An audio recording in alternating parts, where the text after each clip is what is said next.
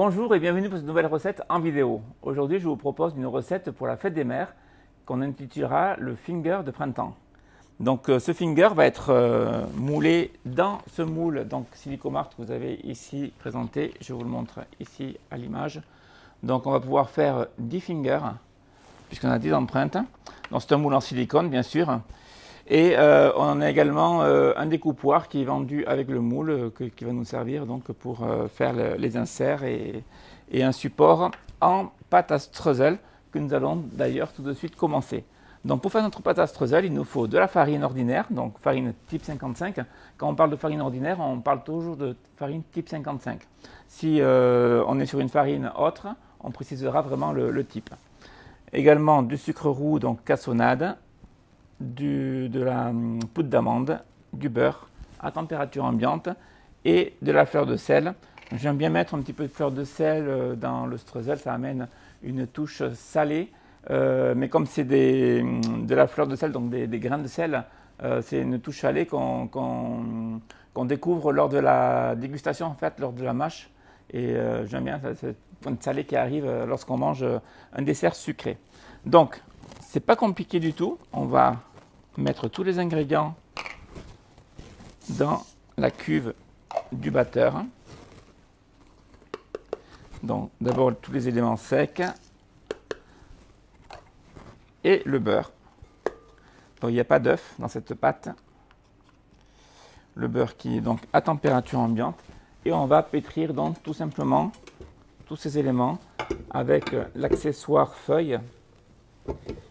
Donc l'accessoire feuille, pour ceux qui ne connaissent pas, c'est celui-ci, parce qu'il a une forme de feuille tout simplement. Et on va pétrir jusqu'à ce qu'on obtienne une pâte. Alors au départ, on va obtenir un sablage, donc plein de petits morceaux qui progressivement, à force de mélanger, vont former une pâte. Voilà, je me mets à vitesse 2, là je suis à vitesse 2 sur une échelle de 10, jusqu'à ce que j'obtienne donc cette fameuse pâte. En parallèle, je me prépare donc 2 feuilles de papier sulfurisé qui sont au format 40 par 30, c'est le format normal d'un four. Et on va étaler la pâte dès que celle-ci sera prête entre ces 2 feuilles. Voilà, pour avoir une épaisseur régulière, je vais utiliser donc ces petites réglettes en plastique qu'on peut trouver dans la boutique. Alors ça, c'est des réglettes qui font 3 mm d'épaisseur. On peut également se les fabriquer à la maison avec des baguettes en bois que vous aurez acheté en magasin de bricolage. Donc ça, vous les faites à la longueur que vous voulez, à l'épaisseur que vous voulez. Alors, on peut avoir des réglettes de 3 mm, de 5, de 10, ça dépend vraiment de ce que vous voulez faire. Et comme ça, vous vous aidez.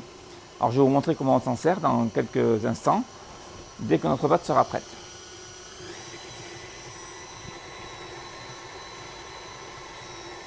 Voilà, j'ai accéléré un tout petit peu le batteur pour que la transformation se fasse assez rapidement. Donc il faut être patient, il n'y a rien d'autre à faire. J'ai allumé également mon four à 180 degrés, donc je le fais préchauffer à chaleur tournante.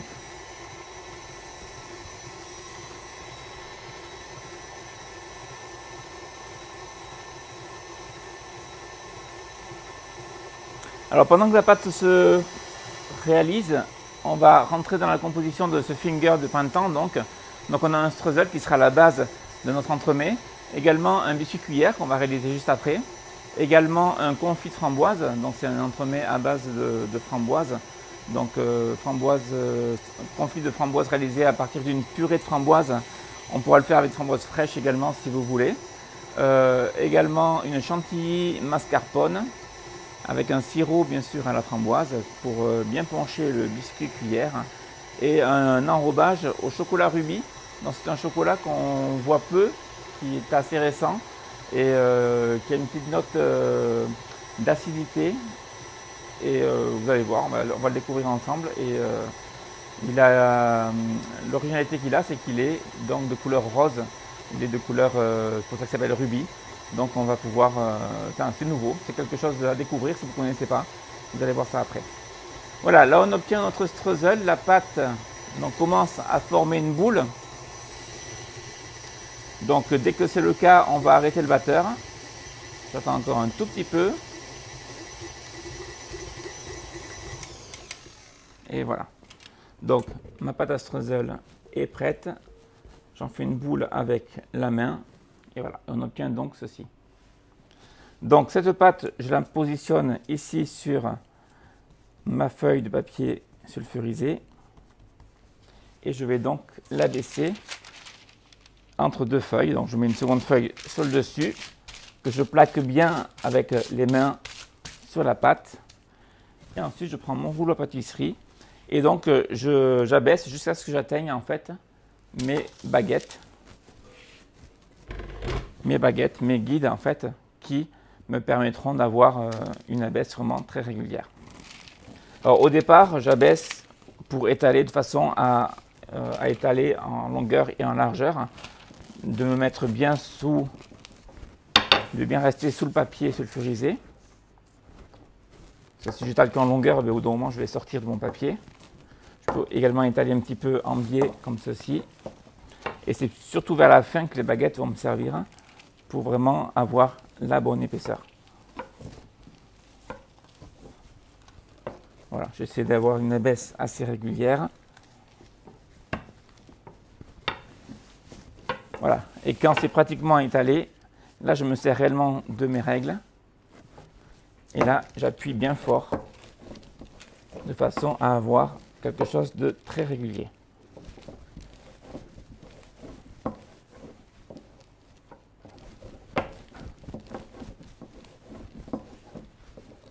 Voilà, et je presse jusqu'à ce que j'ai quelque chose de bien plat. Quand je passe le rouleau, si j'ai encore un petit bourrelet, une petite vague qui se forme, c'est qu'il y a encore une surépaisseur. Donc je passe mon rouleau jusqu'à ce que j'ai vraiment quelque chose de bien lisse. Voilà, tout simplement.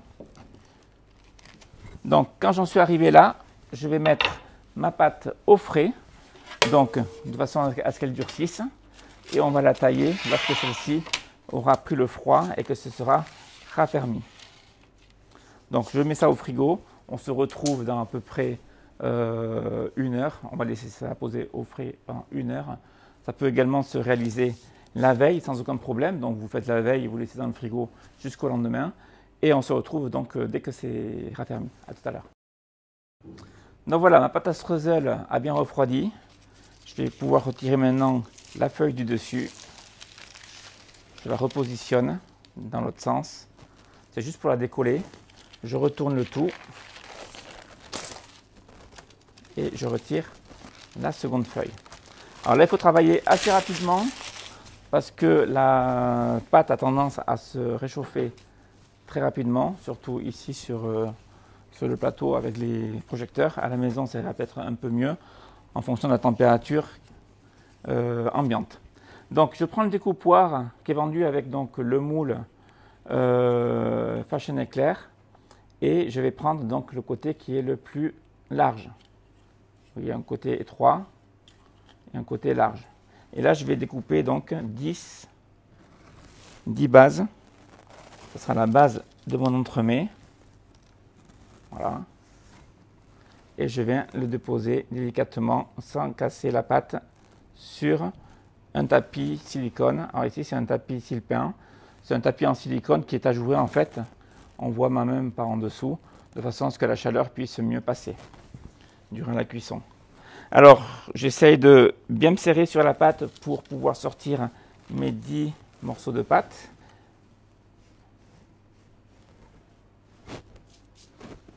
Voilà, on ne va pas en fait emporte-piécer un petit peu à l'aveugle. On reste bien collés les uns contre les autres. Et on va se servir d'une petite palette pour donc décoller la pâte si celle-ci est restée, vous voyez, sur la feuille et qu'elle n'est pas venue avec l'emporte-pièce. Alors pour ce qui est des bords là, il y a un petit peu de résidus de pâte, c'est pas grave, on va régler ça après la cuisson. Alors, ici j'ai la pâte qui s'est fendue, donc je vais éviter de prendre ce morceau là de façon à avoir des morceaux qui sont bien pleins. Voilà.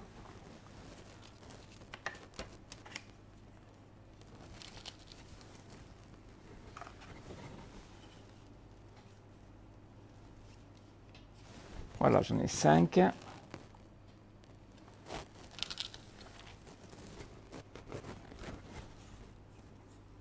Six.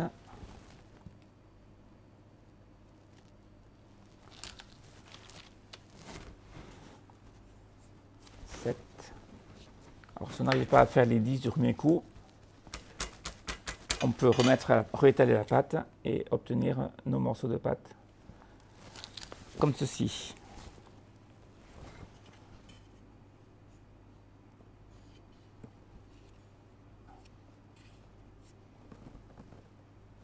Alors 8, voilà, on va faire les 10, c'est très bien. Voilà, on reste dans la douceur pour ne pas tout casser. 9. Et le 10e qu'on va sortir ici. Voilà, donc comme je vous le disais, à la maison, si vous n'avez pas réussi à sortir vos 10 morceaux de pâte, vos 10 petits, vos 10 bases de finger sur la baisse que vous aviez, parce que la pâte n'était pas étalée correctement, vous ne pouviez pas sortir les 10 empreintes, vous refaites une boule avec toutes ces chutes, vous la réétalez, vous la remettez un petit peu au frigo. En attendant, vous mettez cette plaque là, ici, avec les morceaux de pâte déjà étalés et découpés dans le frigo qui attendent. Et vous recommencez dans un petit quart d'heure, de façon à avoir vos 10 bases. Ça sera la base donc de l'entremets de ce jour. Voilà, lorsque la pâte qui reste, bien sûr, vous la conservez, vous la remettez en boule et vous pouvez la conserver au congélateur sans aucun problème. Lorsque les morceaux de pâte de streusel sont bien en place, on va les recouvrir avec une seconde toile sile-pain, juste pour maintenir un petit peu la forme à la cuisson. On ne va pas les écraser avec une seconde plaque, on va juste les laisser comme ça. Et là, on va pouvoir les enfourner donc, dès maintenant, donc à 180 degrés dans le four à chaleur tournante pour environ 12 à 15 minutes. Et on verra donc le résultat après la cuisson. Et on validera vraiment le temps de cuisson qu'on a utilisé. Donc je vais mettre un timer de façon à pouvoir bien vous dire que la cuisson a été de tant de minutes. Et surtout, il faut prendre en compte que chaque four est différent. Donc la cuisson pourra être un peu plus rapide chez vous, voire un peu plus longue.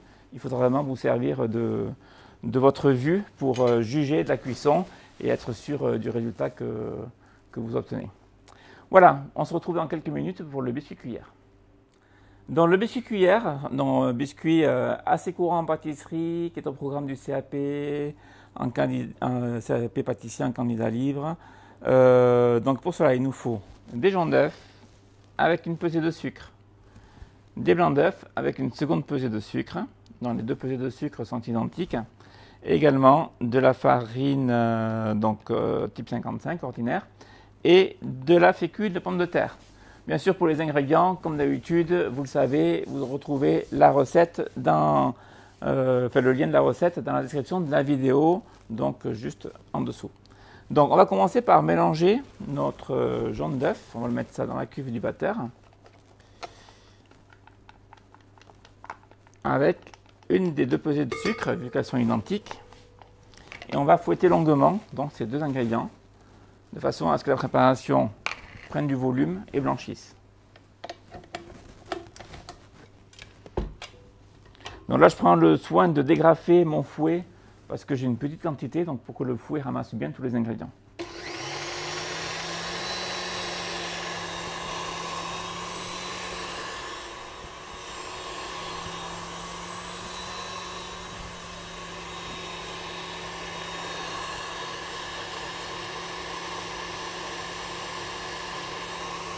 Alors, pendant que mes jaunes montent, je vais tamiser mes deux poudres, là, donc mes deux farines, dont la farine type 55 et la fécule de pommes de terre, qu'on pourrait remplacer par de la maïzena, ça ferait le même effet, c'est selon ce que vous avez à la maison. Et là, je vais donc les tamiser sur une feuille de papier sulfurisé.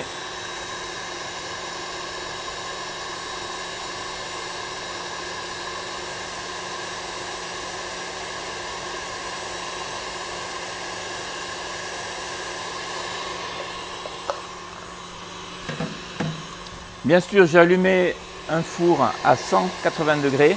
Alors moi j'ai plusieurs fours à la maison, vous avez un seul four. Vous faites des préparations les unes après les autres. Moi je me permets de pouvoir faire les choses en même temps. Donc je vais allumer mon second four et régler à chaleur tournante à 180 degrés. Donc là on bat les jaunes et le sucre longuement. Je vous ai dit, on veut obtenir du volume, donc c'est en fouettant, en incorporant de l'air, qu'on va obtenir ce volume. La préparation va également blanchir légèrement. Et dès qu'on aura ce volume, on montera donc les blancs d'œufs qu'on a ici en neige, qu'on va serrer avec le sucre qui est ici.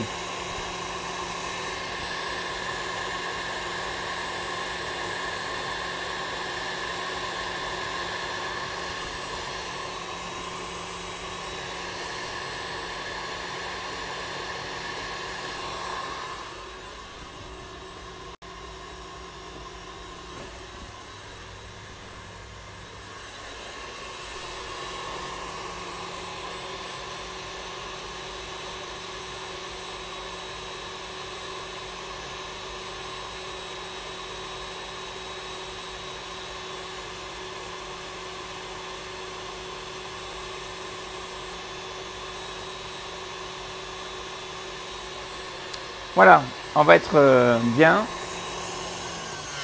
Alors, on est sur 3 minutes de mélange en fait, à peu près. Alors, on a une quantité assez réduite de préparation, c'est pour ça que ça va tout de même vite. Si bien sûr vous multipliez la recette par 3, 4, 5, vous faites beaucoup plus de volume, le temps de mélange va être beaucoup plus long.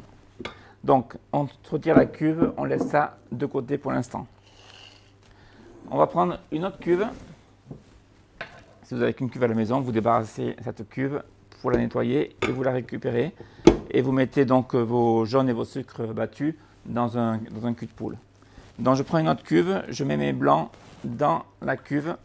Si c'est des œufs frais, faites des blancs d'œufs frais que j'ai clarifiés quelques minutes auparavant, je rajoute une pincée de sel fin.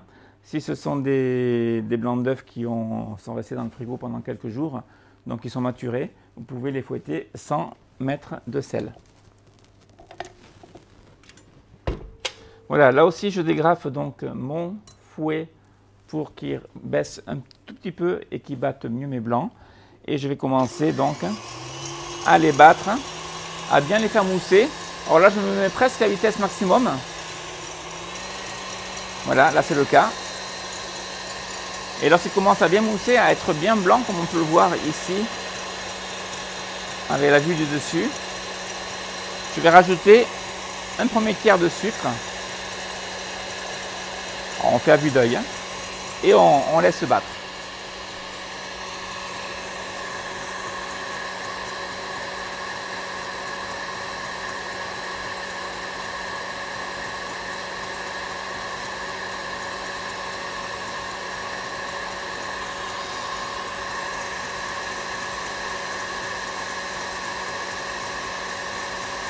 Voilà, on va rajouter en cours de route le second tiers. Et on va chercher à avoir des blancs qui ne sont pas trop serrés, qui sont très souples. Donc là, il commence déjà à avoir une bonne tenue. Je vais rajouter mon dernier tiers de sucre. Je mélange encore un tout petit peu. Et je vais arrêter le batteur assez rapidement pour ne pas trop les serrer.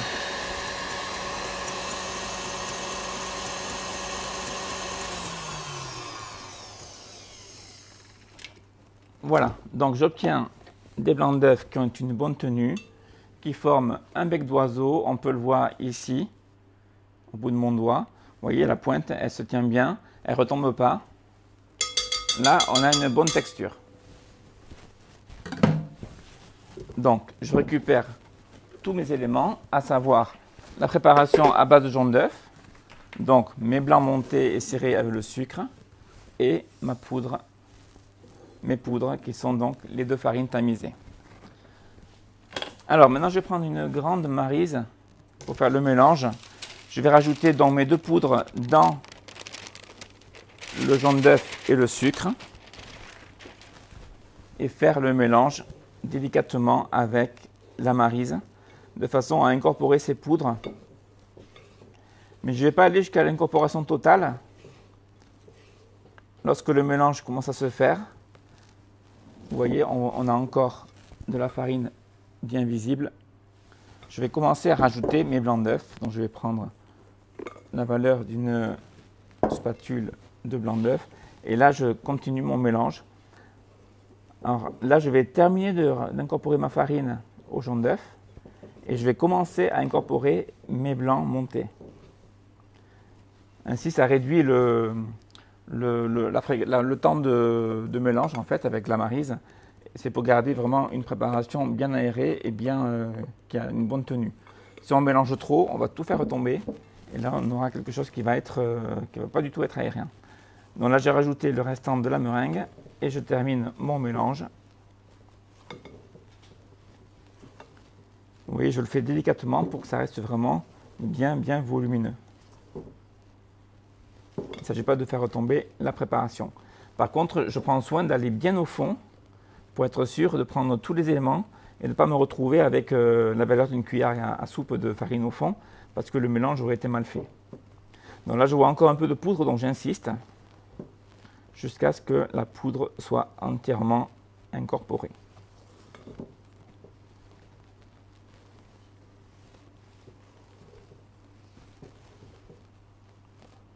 Voilà.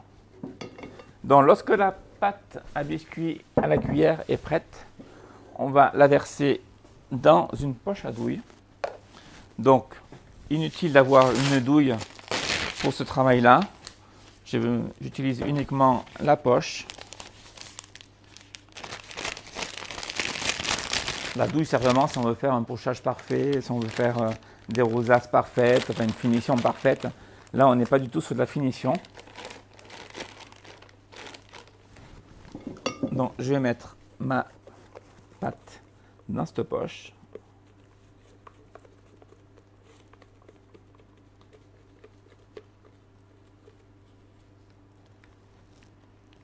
Voilà, comme ceci.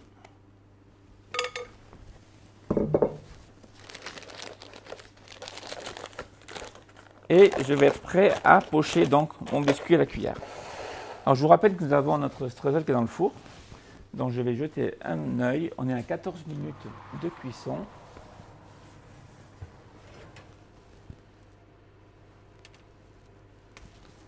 Et on va être pas mal du tout. Hop. Donc je suis à 14 minutes de cuisson. Donc les biscuits ont cuit tranquillement. Et là, si je retire donc la toile du dessus, je retiens mes fonds de pâte qui sont bien dorés. Donc vous voyez, à la maison, ça va être entre 12 et 14 minutes le temps de cuisson, ou 12 et 15 minutes. Il vaut mieux que vous regardiez la cuisson au bout de 12 minutes et prolonger le temps de cuisson si nécessaire. Là, ils sont très fragiles, donc on va les laisser refroidir sur le coin de la table. Pour les utiliser tout à l'heure, on va venir les terminer également avec une râpe microplane pour bien araser les bords et avoir quelque chose de parfait. Donc pour l'instant, on les met à refroidir de côté. Je reviens à mon biscuit cuillère. Donc je prends une plaque, je mets sur cette plaque, alors c'est une plaque perforée. Si elle n'est pas perforée à la maison, c'est pas très grave, vous inquiétez pas. Alors, je vous montre la perforation. On peut le faire également sur une toile silicone. Vous faites avec ce que vous avez. Et là, on va venir donc pocher notre appareil à biscuit cuillère, qui doit être poché dès qu'il a été réalisé. Donc dans les minutes qui suivent, on ne le laisse pas pendant 1 heure sur le plan de travail à attendre pour l'utiliser plus tard. Non. Et là, vous faites donc un trou d'environ 1 cm de diamètre avec une paire de ciseaux. Donc vous coupez le bout de la poche. Et on va venir donc pocher notre biscuit en formant des bandes parallèles qui se touchent pratiquement. Et on va pouvoir donc le cuire ainsi. Voilà, on tire les bandes. Alors, si on a trop de pâte au final, on va bien sûr pouvoir la conserver après cuisson au congélateur pour une utilisation ultérieure. À savoir qu'il est difficile de réduire la quantité de biscuits cuillère si on veut obtenir vraiment la texture idéale. Donc, on ne peut pas faire juste la quantité nécessaire pour faire ces fingers. Voilà, on tire donc le biscuit on prend son temps, on s'applique. Si il arrive ce qui vient d'arriver là, c'est pas très grave. Une goutte est tombée, c'est pas grave du tout. Ça ne se verra pas. Et si on a un espacement, comme je viens de le faire ici, les deux bandes ne se touchent pas, c'est pas très grave non plus, parce qu'à la cuisson, le biscuit va prendre du volume, et donc elles vont se rapprocher et se toucher toutes seules. Voilà, donc je dresse la totalité de mon biscuit cuillère. Mon four est chaud, donc c'est parfait.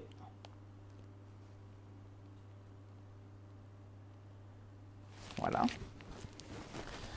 Je vais venir poudrer le dessus du biscuit avec du sucre glace. Donc sucre glace que je mets en fine couche directement sur le biscuit cuillère avant de l'enfourner. Ça va permettre de former une petite croûte en fait sur le dessus du biscuit. Il y en a qui aiment bien le sucrer généreusement, voire même le sucrer 2 fois. C'est-à-dire qu'on le sucre, on le laisse patienter quelques minutes, le temps que la pâte absorbe ce sucre glace, et on resucre une seconde fois avant d'enfourner. Et là, donc, je vais l'enfourner. Ici, ce n'est pas nécessaire, hein, je fais juste un seul passage. J'enfourne, donc mon four est bien chaud. Et là, je vais mettre 12 minutes pour contrôler donc la cuisson. Voilà. Donc, étape suivante, ça va être le confit de framboise qu'on va réaliser dans quelques minutes, le temps de l'installer, et on se retrouve de suite.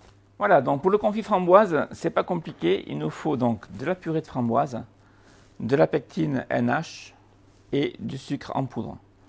Pour ceux qui ont l'habitude de me suivre, vous me voyez faire ce confit de framboise depuis, ce confit de fruits depuis assez fréquemment. C'est quelque chose que j'aime bien. Ça apporte beaucoup de fraîcheur à nos entremets et on a vraiment le goût du fruit frais, du fruit pur.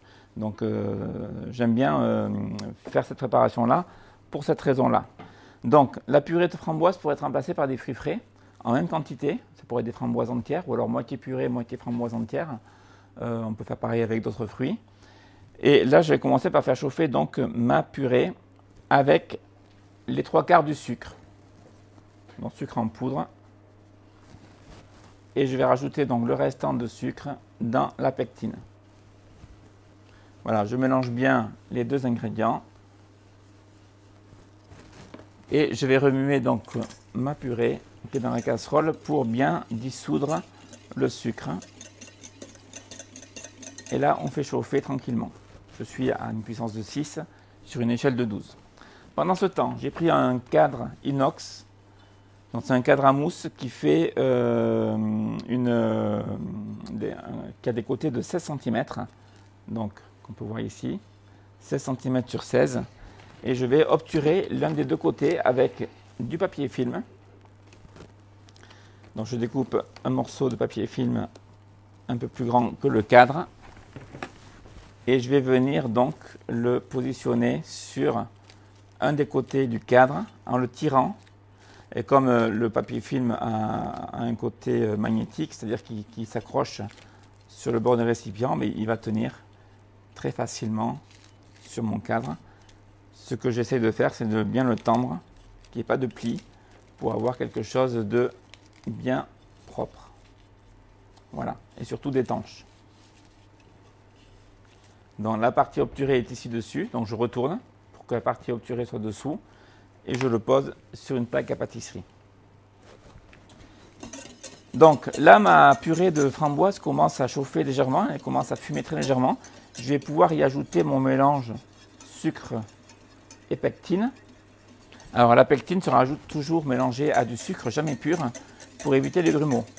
Et lorsque je mélange, lorsque je verse ma pectine, je mélange bien sûr au fouet pour que le mélange se fasse correctement. Et là, je vais pouvoir augmenter un petit peu ma température. Je vais chercher à atteindre l'ébullition. L'ébullition qui va permettre d'activer les propriétés de la pectine.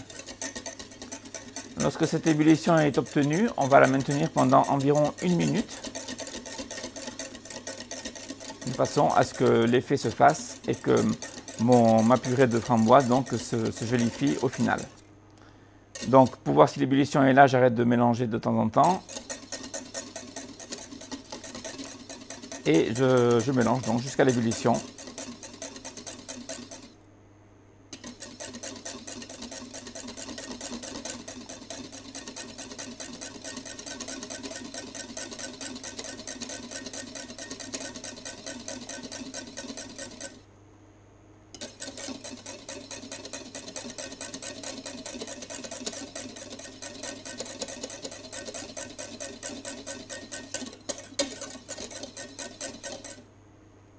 Voilà, l'ébullition, elle est là, toute douce, mais bien présente. Là, je maintiens maintenant la cuisson pendant 1 minute, en mélangeant constamment.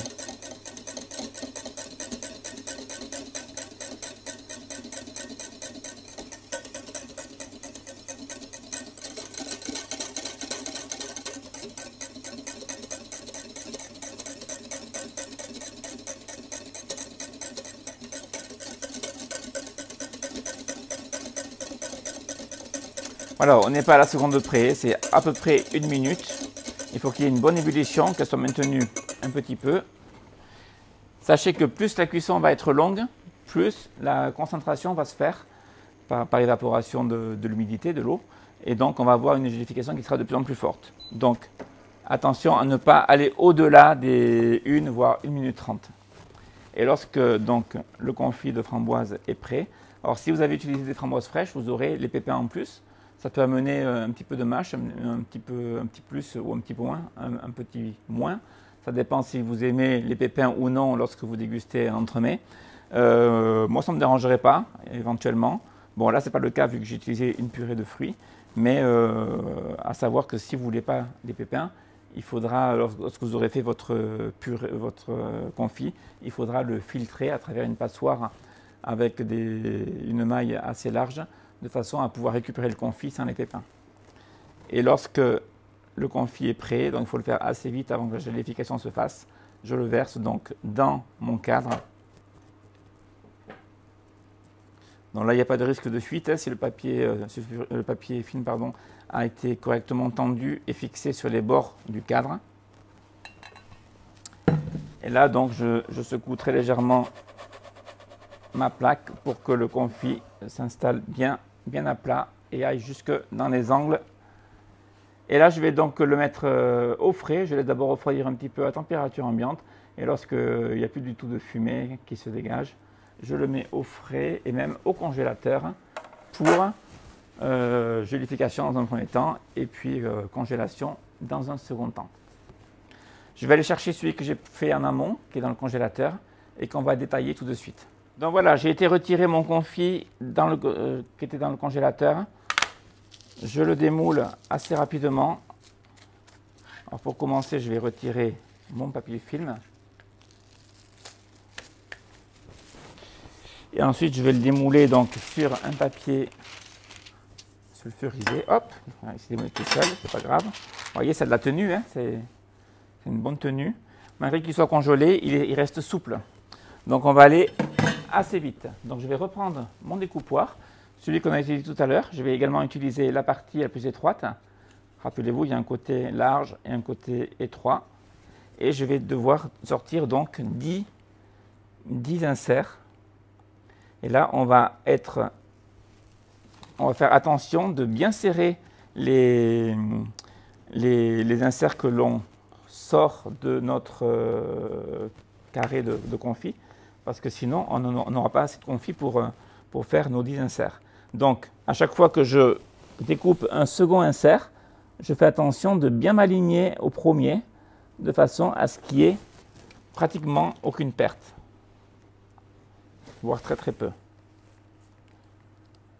Voilà, et je viens donc le déposer ici sur une seconde plaque, directement posée sur un papier sulfurisé.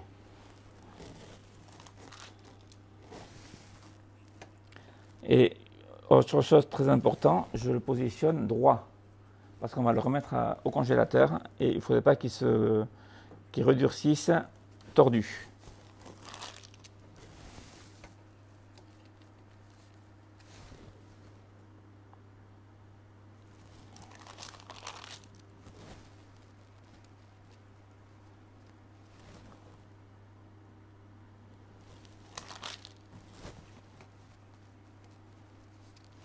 6,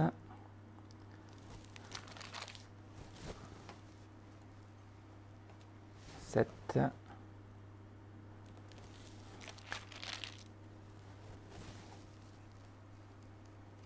8. Voilà, ici, j'ai de quoi en faire 2.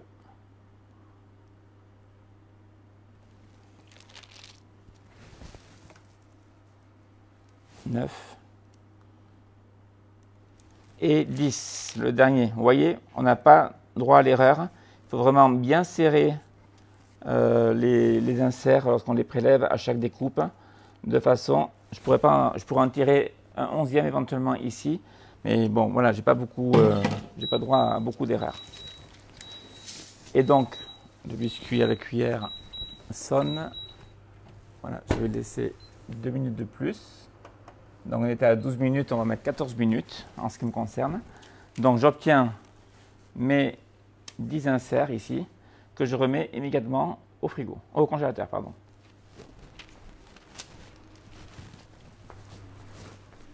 Donc voilà, j'ai mis mon confit dans le congélateur. Donc le four vient de sonner. On va pouvoir sortir notre biscuit cuillère. Voilà, qui est donc, comme vous pouvez le voir, bien doré en surface. Et là, ça suffit. On va le laisser refroidir avant de pouvoir le manipuler.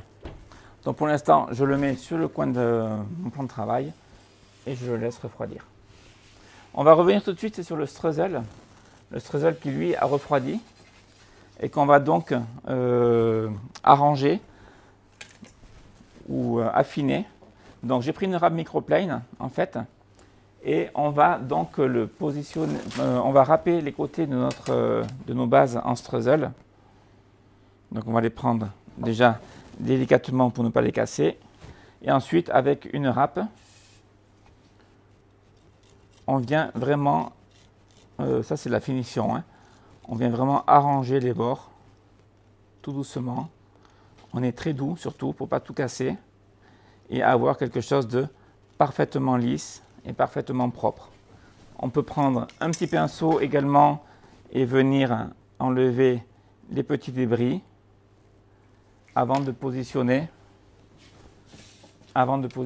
donc le biscuit sur une plaque et de le réserver pour le dressage final. Donc je vais en faire un autre devant vous. Donc voilà, je prends donc le biscuit, je viens passer tout doucement ma râpe également sur les parties arrondies. C'est vraiment pour araser les bords et avoir quelque chose de bien propre, bien net. Et s'il y a des petits débris, on passe très délicatement le pinceau sur le dessus. Voilà, le risque c'est de casser donc, le streusel, donc on y va très délicatement. Voilà, on fait ça sur les 10 biscuits et ensuite on les laisse de côté pour la finition, donc le dressage final. Bien, nous allons faire maintenant la chantilly mascarpone, donc qui est une chantilly, comme son nom l'indique, au mascarpone. Et pour qu'elle ait une bonne tenue, on va y rajouter un petit peu de gélatine à l'intérieur. Alors, première chose à faire, c'est hydrater la gélatine. Donc, gélatine en poudre qui est ici, j'y mets 6 fois son poids en eau. Je le fais en premier et je vais vous expliquer des petites choses. Je mélange bien, de façon à ce que toute la poudre soit bien immergée dans l'eau. Et je laisse poser au moins 5 minutes. C'est important d'avoir ce laps de temps que la gélatine ait bien le temps de bien s'hydrater. Donc gélatine en poudre, gélatine en feuille, vous pouvez utiliser l'une ou l'autre, peu importe, à partir du moment où elles ont le même bloom. Donc il vous faudra le même grammage de gélatine. Pour la gélatine en poudre, vous mettez, comme je viens de le dire, 6 fois son poids en eau. Donc si vous avez, c'est un exemple, ce n'est pas le poids que j'utilise là, 10 g de gélatine, vous allez mettre 60 g d'eau. Vous allez mélanger donc la poudre et l'eau. Vous allez obtenir donc un mélange qui va se gélifier en quelques minutes, qu'on va appeler masse de gélatine. Si vous utilisez de la gélatine en feuille, rappelez-vous, dans mon exemple, on est sur 10 grammes. Vous allez prendre 10 grammes de gélatine en feuille, ce qui correspond à environ 5 feuilles, selon la qualité de la gélatine que vous avez. L'important, c'est d'avoir le même bloom. Vous êtes sur du 200 blooms. Et vous allez faire tremper ces 5 feuilles de gélatine, donc ces 10 grammes, dans un grand récipient de ce type-là, rempli d'eau froide. Alors ça peut être de l'eau qui sort du frigo, de l'eau du robinet, surtout pas de l'eau tiède ni de l'eau chaude. et vous allez les mettre une à une dans votre eau et la laisser tremper pendant 5-10 minutes. Voilà, une à une pour que l'eau passe bien entre chaque feuille. Si il reste un amas de feuilles sèches au cœur du tas de feuilles que vous mettez dans l'eau, vous allez avoir du mal à dissoudre cette partie-là. Donc on met bien les feuilles une à une dans l'eau et on laisse bien poser. Et lorsque la gélatine est hydratée, là après on reprend toutes les feuilles avec le bout des doigts, on les goûte bien, on la presse entre les mains sans l'écraser parce qu'elle va se mettre en miettes sinon, juste la presser pour retirer l'eau. Et là c'est cette masse-là que vous allez intégrer dans votre recette. Voilà, ça c'est pour ce qui est de la gélatine. Je répète bien, on est sur un bloom de 200, donc 200 blooms, pour avoir, le bloom étant la force de gélification, pour avoir une bonne gélification. Donc pour faire notre chantilly mascarpone, nous avons 2 pesées de crème fleurette. Donc ici, hop, ici et ici. Donc une partie qu'on va faire chauffer, l'autre qu'on va laisser froide. Nous avons le mascarpone qui est ici, bien sûr, la masse de gélatine qu'on vient de créer en mélangeant l'eau appelée eau d'hydratation et la gélatine en poudre et du sucre. Donc je vais mettre la première pesée de crème fleurette, donc la petite pesée dans la casserole. Et je vais la faire chauffer avec le sucre. Alors je fais chauffer cette partie-là, c'est juste pour permettre d'incorporer ma gélatine, de faire infuser un petit peu ma vanille, ma gousse de vanille. Je prends de la vanille Tahiti, qui est une très belle vanille bien charnue. Et là, je veux vraiment qu'on sente bien le goût de la vanille dans l'entremets, dans le finger, lorsqu'on va le déguster. Donc je suis généreux. À défaut de vanille en gousse, on pourrait utiliser de la vanille en poudre, ou alors également de la vanille en arôme, de la vanille liquide. Mais la vanille liquide qu'on rajoutera plus tard, si c'est le cas. Également du sucre vanillé, ça pourrait être une solution. Voilà, je rajoute donc ma vanille dans ma crème. Je mets également le bâton entier et je mets mon sucre. Je mélange bien de façon à ce que le sucre fonde correctement. L'important, c'est d'atteindre l'ébullition. Si la vanille a du mal à se mélanger, ce n'est pas très grave. On va tout mixer après et là, elle va bien se mélanger. Voilà, je laisse chauffer. En attendant, je prends donc un cul de poule. Je vais y mettre dedans le restant de ma crème qui, elle, est restée froide. Donc on est sur de la crème à 35% de matière grasse, c'est très important. Une crème fleurette. Qui dit crème fleurette dit crème liquide, mais le pourcentage de matière grasse est important. C'est une crème entière.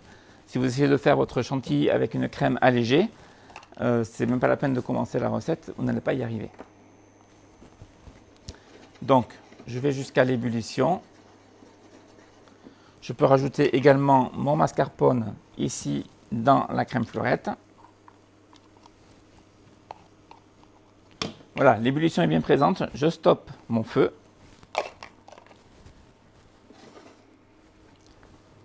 Et quand ma masse de gélatine a bien prise, j'obtiens donc une galette, en fait, on pourrait dire ça, une galette de gélatine.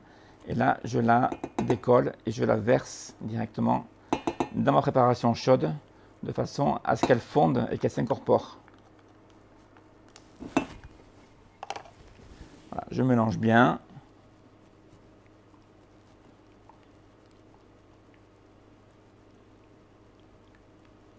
Voilà, là je dissous bien la gélatine dans la crème chaude et je vais verser le tout dans le cul de poule, sauf la gousse que je mettrai plus tard.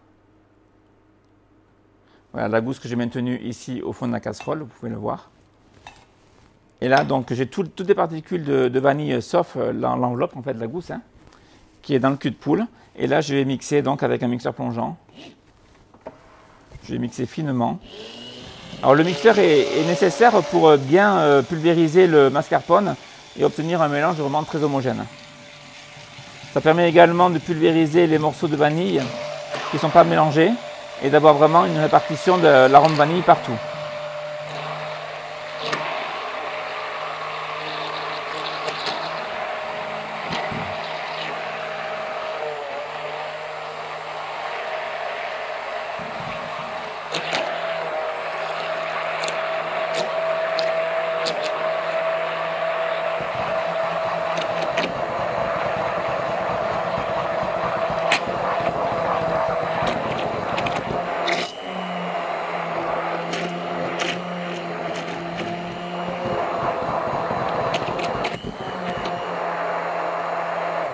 Voilà. Donc quand le mascarpone est bien mélangé, qu'il n'y a plus de morceaux de mascarpone qui subsistent à la surface, on peut arrêter. Le fait de mixer aussi me permet de bien répartir ma gélatine dans la masse entière. Et là, je vais pouvoir mettre ma gousse, donc celle qui était restée dans la casserole, je la mets donc dans le récipient. Elle va continuer à diffuser ses arômes et on va filmer donc cette chantilly au contact avec un papier film et on va la laisser poser au frais. Alors dans l'idéal, cette chantilly doit être faite la veille de façon à ce qu'elle repose toute la nuit, déjà pour libérer tous les arômes de vanille dans la matière grasse. C'est dans la matière grasse que les arômes se diffusent. Si vous êtes vraiment pressé par le temps, il faudrait la laisser au moins 4, 5, 6 heures dans le frigo avant de pouvoir la monter en chantilly. Voilà, donc ça très important à faire la veille si vous le pouvez. En tous les cas, il y a 5 à 6 heures de passage au frais à ce stade-là avant de pouvoir la fouetter en chantilly. Ok, pour la suite, on va faire maintenant un sirop de ponchage. On va poncher notre biscuit cuillère lorsqu'on va monter donc l'entremet. Et ce sirop de ponchage, on va le faire avec de la purée de fruits. Plutôt que de faire un sirop fait d'eau et de sucre, on va faire un sirop fait de purée de framboise, donc, puisqu'on est sur la framboise aujourd'hui, et de sucre. Donc, on va commencer par verser notre purée de framboise dans une casserole. Donc, c'est toujours la même purée de framboise que j'utilise. Si on veut la faire à la maison, on peut le faire avec des framboises fraîches qu'on mixe. Alors là, vous retirez les pépins, donc vous passez la purée de framboise au tamis pour n'avoir vraiment que la purée et vous sucrez à hauteur de 10% la préparation. Si vous avez 100 g de purée, vous rajoutez 10 g de sucre. Voilà, et vous obtenez dans cette purée. Là, vous rajoutez le sucre. Alors, si vous faites une purée maison, vous avez déjà mis du sucre. Vous n'en tenez pas compte de ce sucre. Vous rajoutez quand même cette seconde quantité de sucre. Il faudra en tout cas, dans tous les cas, le sucre pour faire votre purée et ensuite le sucre pour sucrer votre sirop de ponchage. Donc, vous mettez la purée finie dans la casserole, le sucre et vous portez à ébullition ou du moins à frémissement. Là, le but étant juste de dissoudre le sucre dans la purée.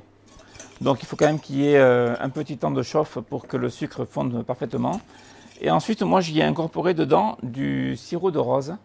Donc, c'est un sirop qui sera très prochainement commercialisé dans la boutique. Sinon, vous mettez de l'eau de rose éventuellement à l'intérieur à hauteur de 30 g. Autre solution, si vous n'avez pas de sirop de rose ou d'eau de rose et que vous n'aimez pas du tout ce goût floral, vous pouvez y rajouter du kirsch. Dans ce cas-là, vous n'en mettrez que 10 g. Voilà, donc je vous disais, on fait chauffer sans pour autant aller à l'ébullition. Là, on est sur des quantités très réduites, donc on ne va pas faire chauffer plus que ça. Et lorsque le mélange est prêt, je rajoute donc mon sirop de rose ou bien mon eau de rose ou bien mon kirsch. Je vous ai dit 30 g si c'est la rose, 10 g si c'est du kirsch. Et on laisse refroidir de côté. On s'en servira tout à l'heure pour le montage final de notre finger.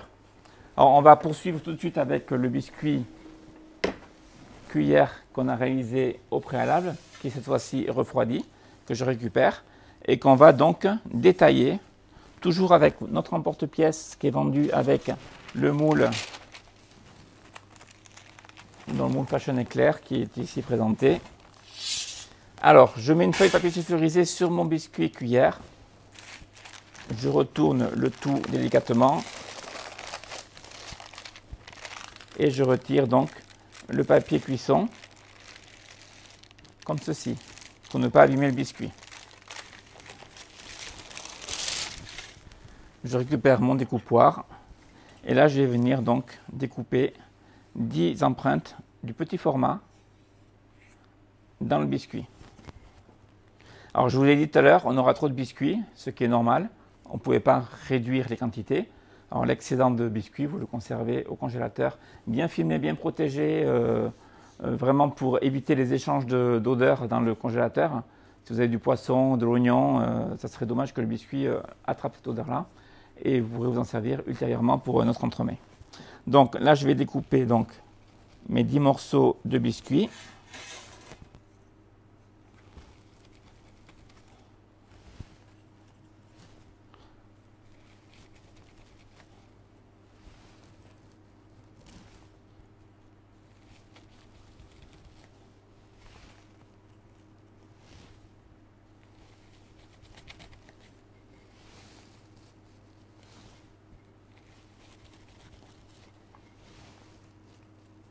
Voilà, on s'en sert comme un découpoir.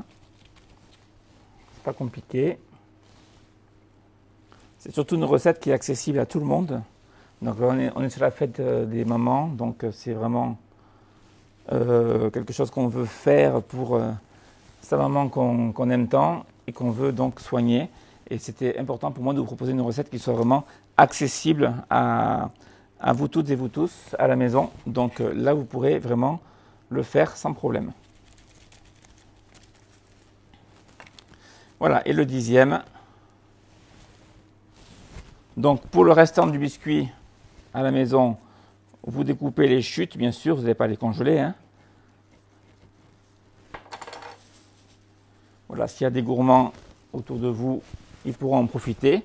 Et ce morceau-là, vous le filmez sur une plaque, filmez, et vous le conservez donc au congélateur.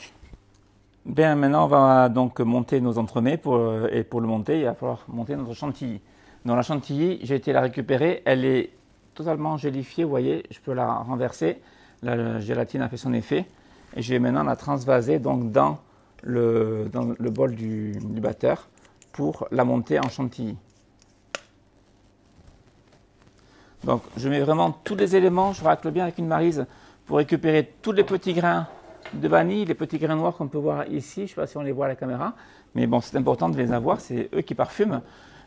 Si vous avez la gousse de vanille, voilà, elle y est. N'oubliez pas de la retirer. Hop. La petite gousse de vanille qui, elle aussi, a continué à infuser tout son arôme pendant que c'était dans le frigo. Donc ne l'oubliez pas, sinon elle va se mettre dans les fils du fouet et ça va être un peu compliqué. Et on va donc la monter en chantilly.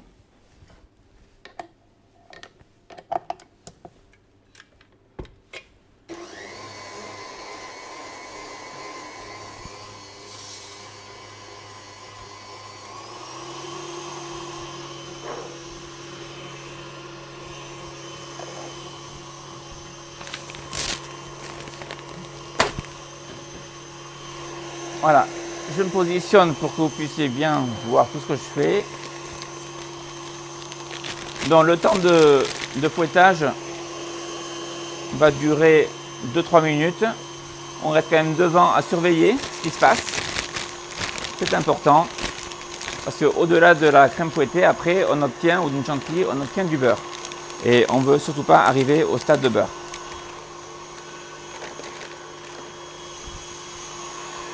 Donc je prépare une poche à douille ici. Sans douille, ce n'est pas nécessaire pour le montage de l'entremet.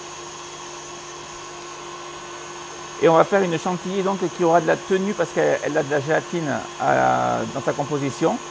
Donc on va faire une chantilly qui est relativement souple pour pouvoir faire un montage plus facile.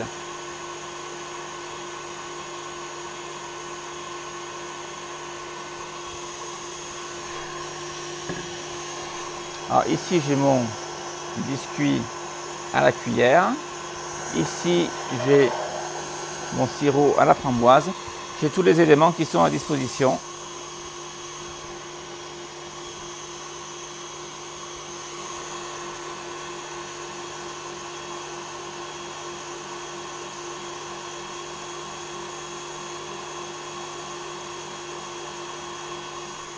Voilà, donc la chantilly commence à bien prendre. Je vois les traces du fouet qui se dessinent à la surface de ma crème. Et je vais l'arrêter dès à présent et je vais terminer de la monter à la main en fait. Parce que je vais avoir une meilleure appréciation en faisant ainsi. Et je vais pouvoir vraiment mieux contrôler ma texture. Donc pour le fouet, on va arrêter, le fouet électrique, on va arrêter là. Et on va continuer à la main. Donc là, j'ai une chantilly qui commence à monter, qui est relativement souple, que je vais finir comme ceci. Alors j'ai pris un fouet de grande taille. Et là, je me rends mieux compte de sa texture. Je veux une chantilly qui reste souple, mais qui est quand même assez tenue. Donc c'est bien de pouvoir terminer à la main pour bien apprécier la texture.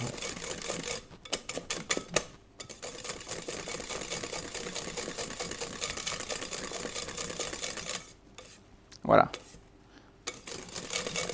Un petit peu une texture de fromage blanc bien épais.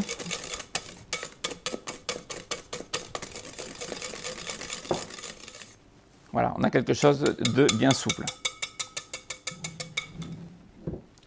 Donc on va pouvoir maintenant transférer cette chantilly dans notre poche à douille.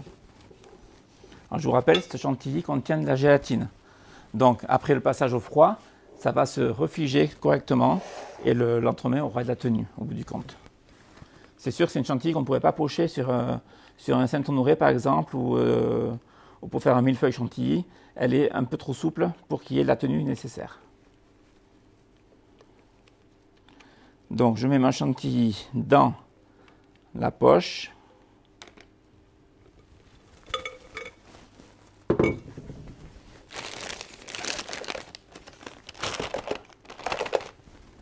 Je récupère ma plaque.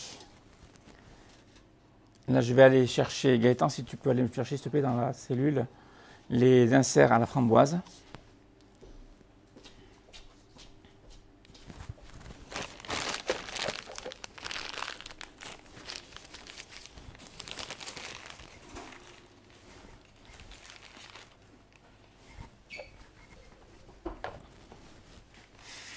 Alors, on va être quasiment prêt.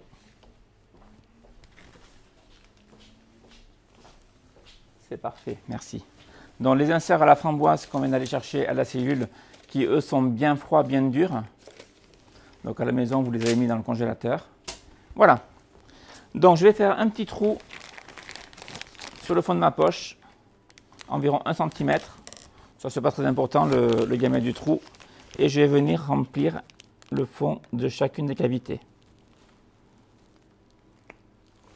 Voilà, je dépose un cordon de crème.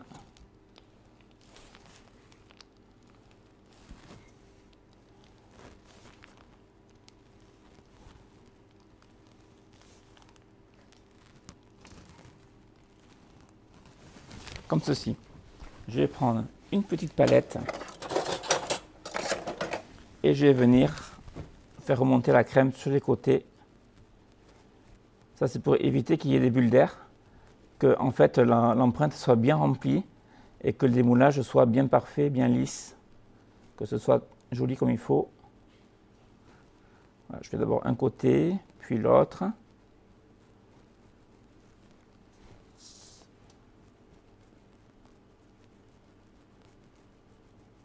Voilà, j'écrase bien la crème sur les parois.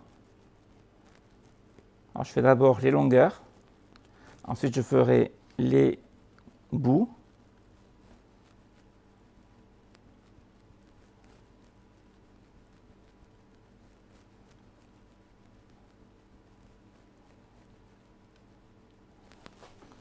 Je fais l'autre côté.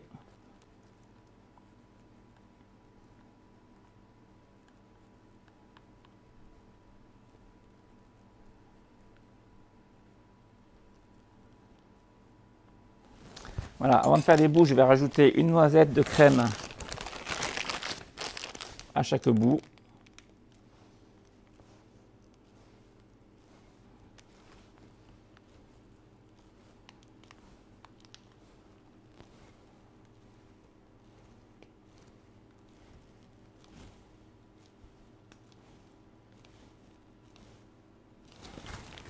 Voilà, comme ceci. Et là, je viens bien écraser ma crème sur les bouts.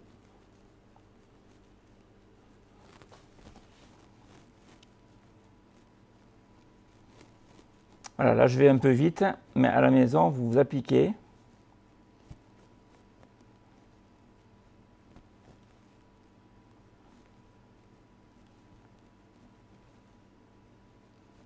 Voilà, dans l'idéal, il vous faut une petite spatule comme celle-ci pour vraiment aller dans les petits coins.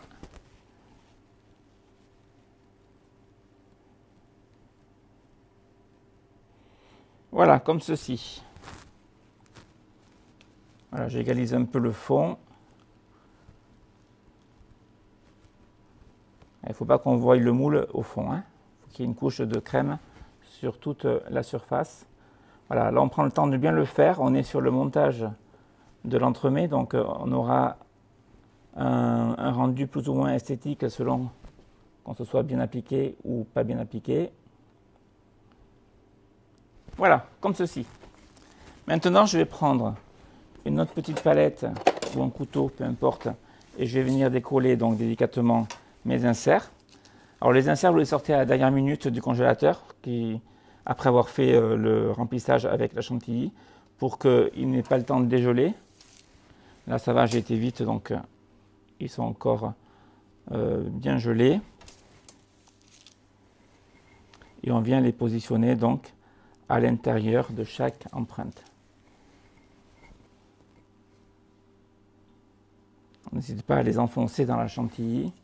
Alors sans les enfoncer jusqu'au fond, bien sûr, il faut qu'ils restent entre deux niveaux, entre le fond du moule et le haut du moule. Donc posez sur la chantilly, légèrement enfoncé.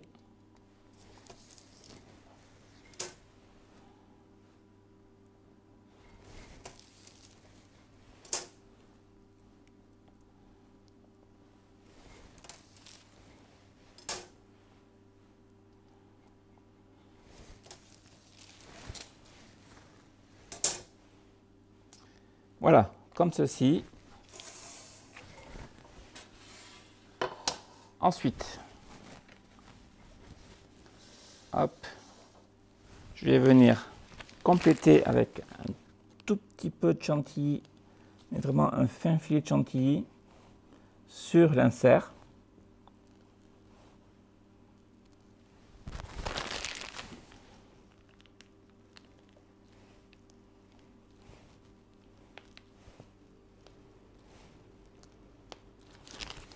Voilà, je vais venir égaliser avec la spatule.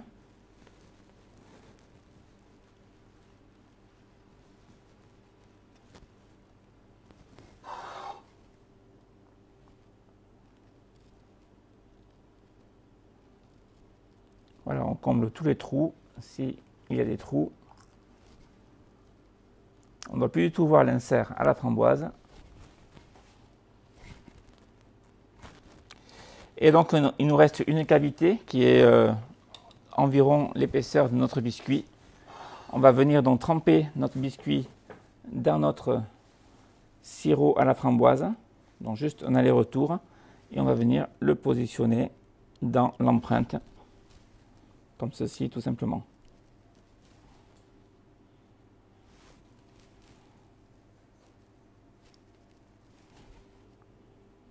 Voilà, on a fait un sirop qui amène bien le goût du fruit, bien la fraîcheur.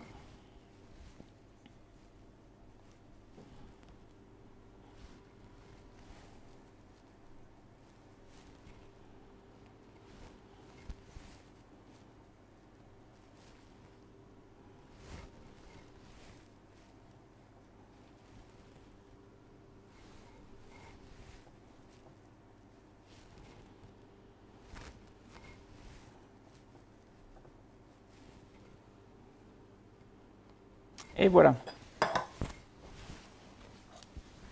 Donc je vais venir terminer avec ma palette. Je vais venir bien égaliser sur le dessus. Bien enfoncer mon biscuit dans la chantilly.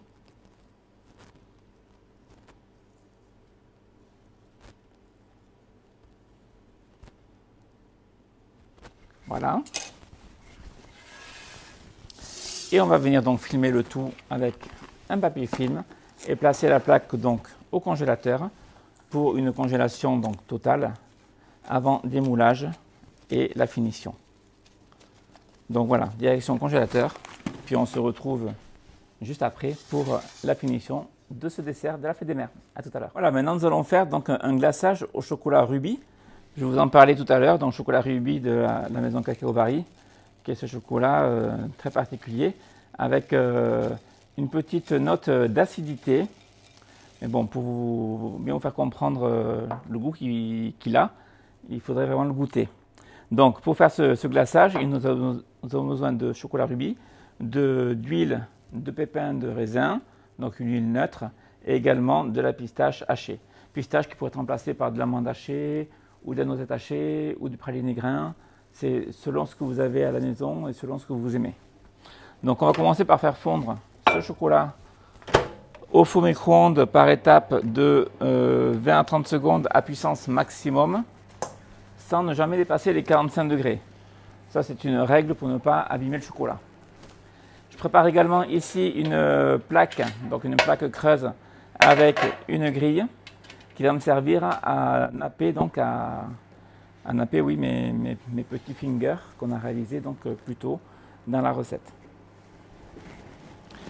Donc le chocolat, important, quel que soit le chocolat que vous mettez à fondre, c'est toujours par étape de 20 à 30 secondes. On mélange et on remet à fondre. Alors bien sûr, la recette pourrait être déclinée avec un chocolat blanc, avec un chocolat au lait, un chocolat noir. C'est vraiment ce que vous aimez. On a également de la maison Valrhona des chocolats nommés Inspiration, alors qui sont à différents parfums, framboise, fraise, yuzu, amande, passion, qui sont aussi des chocolats très parfumés, très fruités, qui pourraient tout à fait convenir à ce dessert-là.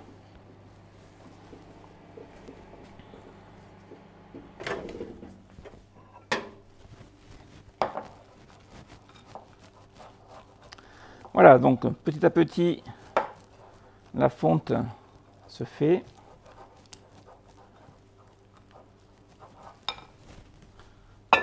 Alors je déconseille de faire le glaçage, un glaçage miroir avec ce chocolat. On aurait pu imaginer de remplacer le chocolat blanc d'un glaçage miroir avec le chocolat rubis, mais la couleur rose du chocolat a tendance à se dégrader rapidement. Donc je vous le déconseille vivement. C'est pour ça d'ailleurs que pour cet entremets, j'ai préféré l'enrober carrément d'une coque de chocolat. On va juste le fluidifier un petit peu, de façon à ce que la coque soit assez fine.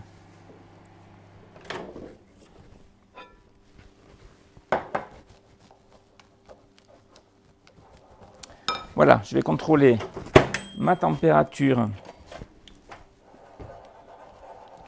Voilà, je suis à 38 degrés. Ça ne sert à rien de monter plus haut. On n'est pas sur du tempérage. Je vais juste m'assurer que le chocolat soit entièrement fondu.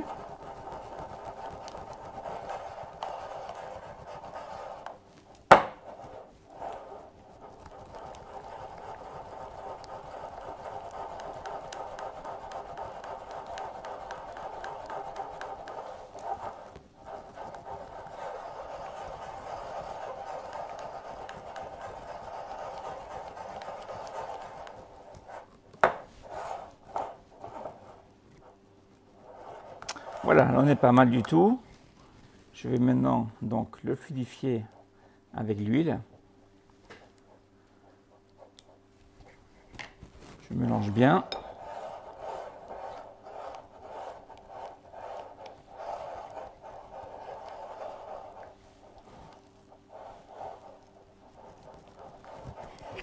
Je contrôle sa température.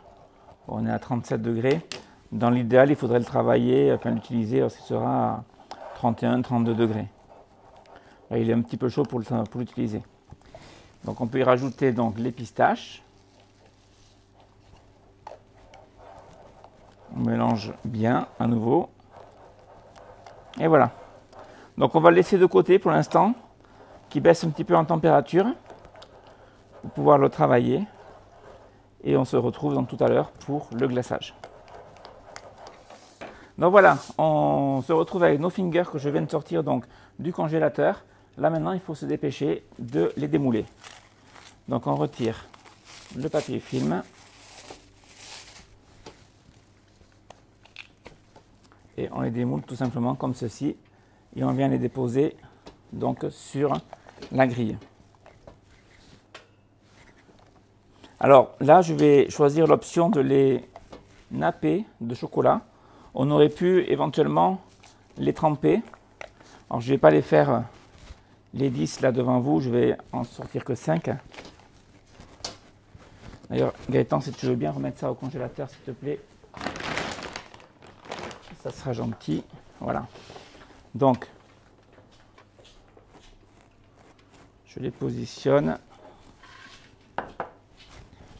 Donc, j'ai mon chocolat qui est prêt, qui est environ 32-33 degrés.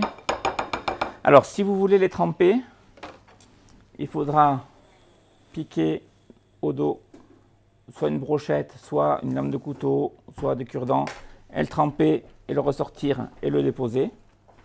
Là, je vais donc les napper. Alors plutôt, je les mets sur grille et je viens déposer dessus mon chocolat.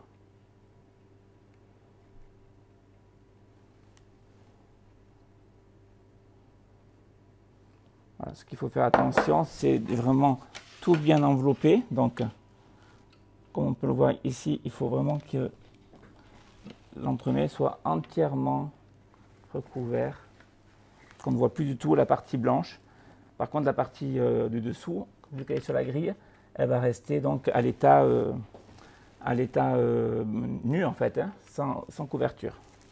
Et ensuite, si on a un peu trop de chocolat, il y a possibilité de lisser un petit peu comme ceci.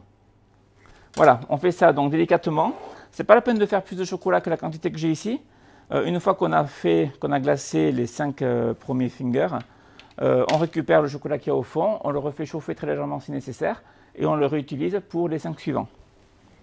Sinon, on se retrouverait avec beaucoup trop de glaçage au final, et ce n'est pas le but de gaspiller non plus. Voilà, donc on prend le temps de bien enrober. Je vérifie la partie que je n'ai pas, où je n'ai pas de visibilité directe, que ce soit bien couvert. Voilà. Et là, on laisse donc le chocolat figer. Il va figer assez rapidement, étant donné qu'on verse le chocolat sur une surface qui est complètement gelée.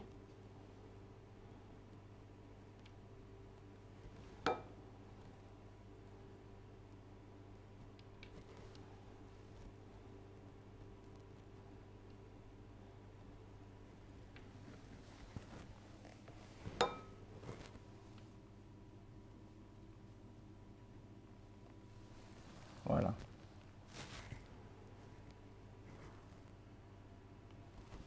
Hop, je me permets de passer la tête par-dessus pour bien vérifier. On peut aussi tapoter un petit peu comme ça pour faire couler l'excédent.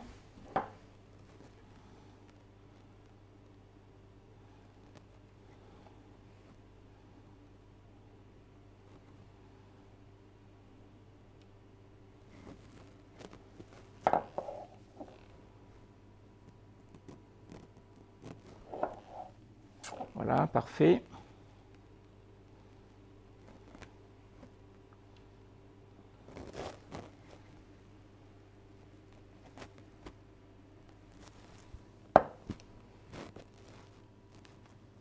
Et voilà, tout simplement. Voilà, je passe juste la palette vite fait sur le dessus. Déjà pour aplanir le dessus, parce qu'on va faire notre finition sur la partie supérieure, donc que ce soit bien plat. Et là, on peut laisser donc figer. Voilà, on se retrouve dans 2 minutes dès que tout le chocolat a bien figé. Donc voilà, le chocolat donc, qui couvre mes fingers, c'est figé. Donc maintenant, il suffit juste de décoller de la grille et de venir le déposer sur chaque streusel. Donc le streusel va apporter du croustillant. Là, on décolle délicatement de la grille. Voilà. Et je le dépose.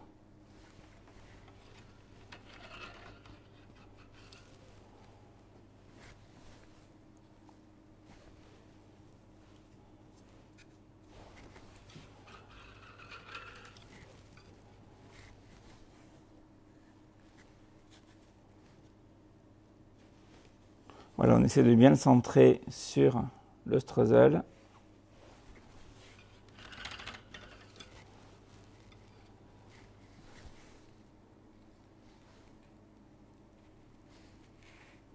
Voilà, donc comme je vous le disais, toute cette partie-là, vous la récupérez, vous la refaites chauffer si nécessaire, et c'est le glaçage qui vous servira à glacer les 5 autres fingers. Voilà, on va les positionner donc au frigo, et on se retrouve pour le décor final. Donc pour décorer mes petits fingers, j'ai façonné des petits cœurs ici en chocolat. Donc ici c'est le chocolat Inspiration Framboise de la maison Valrhona, j'en parlais un peu plus tôt dans la recette. Ça aurait pu être un chocolat utilisé pour l'enrobage de mes fingers. Alors comment j'ai procédé? J'ai fait un tempérage tout simplement. Ici j'ai fait un tempérage au beurre de cacao mi-cryo. Donc j'ai fondu une certaine quantité de chocolat, admettons 500 g de chocolat jusqu'à la température de 45 degrés, à ne surtout pas dépasser. Et ensuite j'ai mélangé jusqu'à ce que la température retombe à 35 degrés. Et à 35 degrés j'ai intégré 1% du poids de chocolat en beurre de cacao mi-cryo. Ne pas confondre le beurre de cacao mi-cryo et le beurre de cacao tout court, qui n'est pas la même chose. Le beurre de cacao mi-cryo est toujours vendu sous forme de poudre, et c'est un beurre de cacao qui a été tempéré au préalable, donc il permet de faire un tempérage du chocolat. Donc pour 500 g de chocolat, je rajoute donc 1%, c'est-à-dire 5 g de beurre de cacao mi-cryo lorsque la température est arrivée à 35 degrés. Et ensuite, je continue à mélanger déjà pour intégrer ce beurre de cacao mi-cryo au chocolat. Il faut qu'il fonde, qu'il s'incorpore au chocolat. Et je rabaisse la température jusqu'à 29 degrés. À 29 degrés, j'étale mon chocolat entre deux feuilles guitare. Donc, je prends une première feuille guitare, je verse mon chocolat, je pose dessus une seconde feuille guitare. Et ensuite, avec un tube ou un rouleau à pâtisserie, un rouleau comme celui-ci, je viens étaler pour vraiment étaler mon chocolat entre les deux feuilles guitare et obtenir donc une très fine épaisseur, l'épaisseur qui correspond en fait à l'épaisseur de mon petit cœur ici, qui fait entre 1 et 2 mm. Je laisse cristalliser légèrement, et lorsque le chocolat est presque cristallisé, je viens en porte-piécer avec ce genre de découpoir, dans des découpoirs cœur. Ici j'ai fait trois tailles, donc j'ai fait cette taille-là, celle-ci et celle-ci, voilà. Et je viens donc en porte-piécer juste marquer la forme cœur à travers la feuille guitare. Et lorsque le chocolat est encore souple, je viens rouler mes feuilles guitare autour d'un rouleau à pâtisserie pour obtenir donc cette forme, cette courbe qui reste figée. Et là, j'obtiens donc un cœur galbé comme ceci.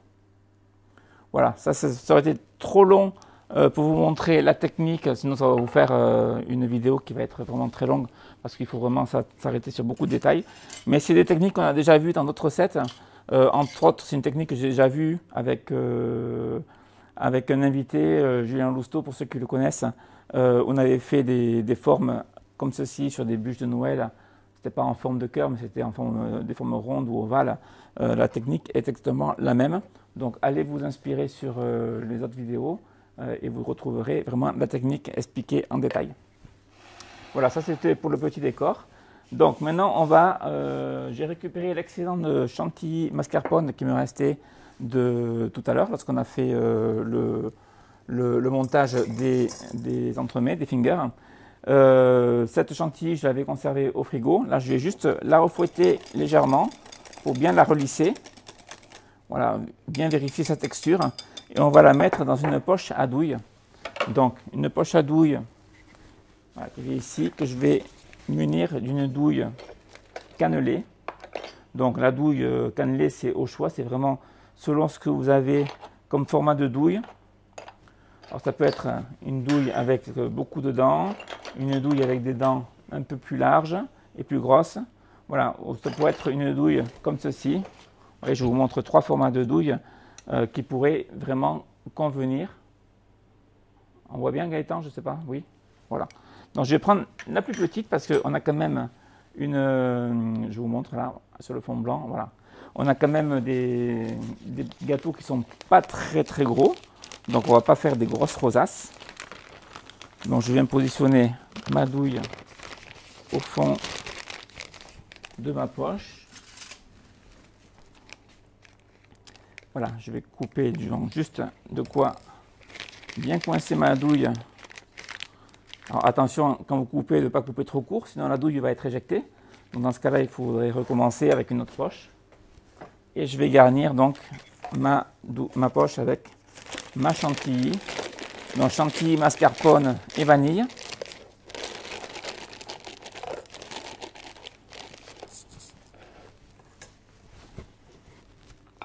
Alors, vous avez assez de quantité avec les proportions de la recette pour garnir et vos 10 fingers et faire le décor pour le chantilly.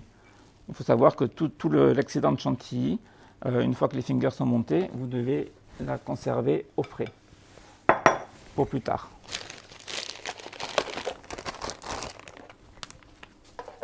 Voilà, je vais pouvoir maintenant prendre donc mes fingers et venir déposer mon petit décor en chantilly sur le dessus.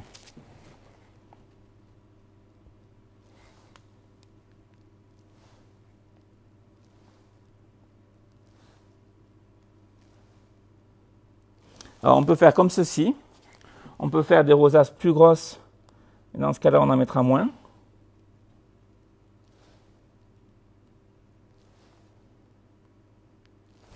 Voilà, c'est vraiment selon votre inspiration, selon votre envie. Là, il n'y a pas de règles à suivre. C'est vraiment comme vous voulez, un petit peu en quinconce.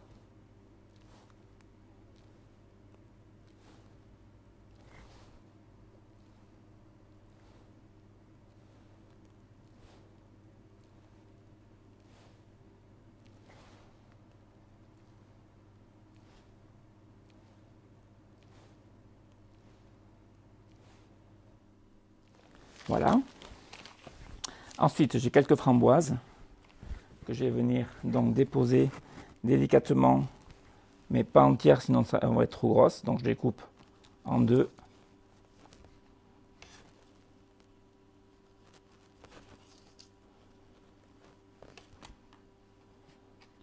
Bien sûr, on choisit les plus jolies, les plus fermes. Et on peut venir les déposer comme ceci.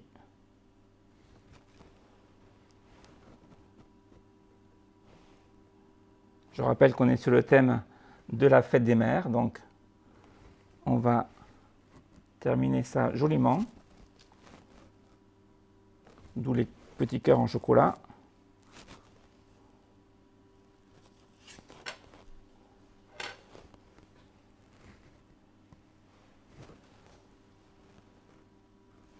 Voilà, on ne surcharge pas, attention, l'erreur ça serait de trop surcharger chaque finger.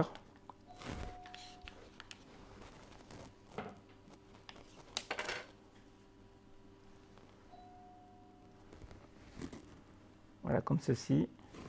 Et je viens de terminer en déposant donc les petits cœurs. Alors soit on en met un seul bien centré. On peut mettre un peu plus gros également. Ça c'est vraiment selon ce que vous avez préparé en amont.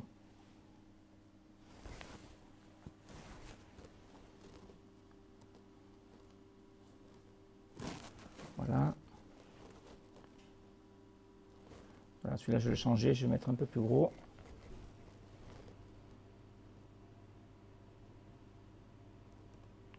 Voilà. On peut terminer avec un petit peu de feuilles d'or. Donc, hop, voilà, un petit torchon. La feuille d'or, on peut venir la déposer sur la framboise. Il faut une surface humide en fait pour que la feuille d'or puisse adhérer. Et avec la pointe de couteau, on la manipule comme ceci.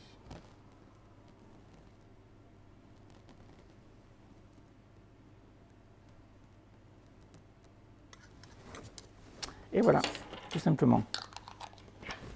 Il ne reste plus maintenant qu'à dresser sur le plat de service.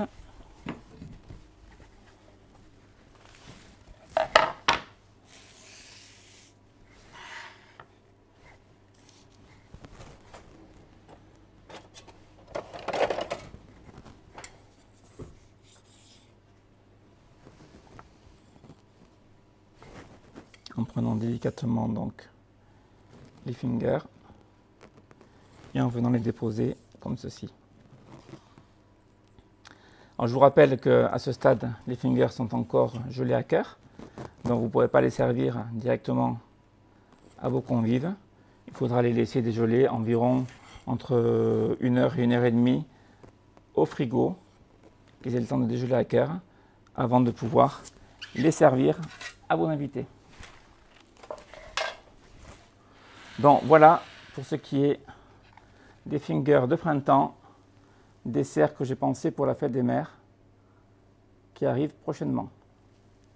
Voilà, j'en profite également pour vous annoncer que je vais vous proposer de gagner donc le moule donc, qui porte le nom de Fashion Éclair. C'est le moule qu'on a utilisé ce soir donc, pour réaliser cette recette. Alors vous connaissez le principe. Hein. Sur Facebook, il vous suffit de liker, commenter, partager et de vous abonner à notre chaîne. Et sur YouTube, il vous suffit de liker, commenter et de vous abonner également à notre chaîne pour pouvoir participer. Bien sûr, le tirage au sort, c'est jusqu'à mardi prochain, donc mardi prochain minuit. Et le tirage au sort sera fait mercredi et Gaëtan vous enverra, donc enfin, enverra au gagnant le moule Fashion Éclair. Voilà, c'est fini pour ce soir. J'espère que ce dessert vous aura plu, qu'il plaira à vos mamans. En tous les cas, essayez de le faire à la maison. C'est tout à fait possible à tous les niveaux, que vous soyez débutant ou confirmé. En tous les cas, ça va être un vrai régal. Je souhaite une bonne fête à toutes les mamans et je vous dis à très bientôt pour une nouvelle recette. Au revoir.